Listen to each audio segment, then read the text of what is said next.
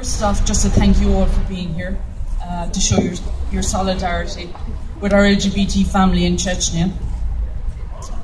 We've become accustomed to celebrating our LGBT identity in Ireland. Every August weekend, we walk these streets celebrating Pride and how far we have come. And during the other summer months, that is replicated in cities and towns throughout the country. Next month, we'll mark the second anniversary of the marriage equality referendum. Society has and is changing. Tolerance is evolving into acceptance and inclusion. Don't get me wrong, there is still a way to go, but the advances to date have been immense. However, this is not the case for our lesbian, gay, bisexual and trans brothers and sisters in other parts of the world. We hear of corrective rape being used against lesbians in places like South Africa. In the US alone in 2016, 27 trans people, the majority of them women of colour, were reported murdered.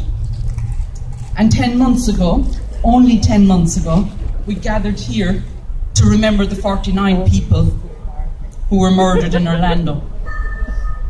Closer to home, we see the rise of the right throughout Europe. And since the UK voted to leave the EU, homophobic attacks in Britain have trebled. We cannot forget or ignore that. And we cannot ignore that worldwide, some of the flags that are here, 74 countries have laws where it is illegal to be gay. In recent years, 10 of those countries where it was not a crime to be a lesbian previously have now made being a lesbian illegal as well, on the grounds of equality, so they can't be said to be discriminating against anyone.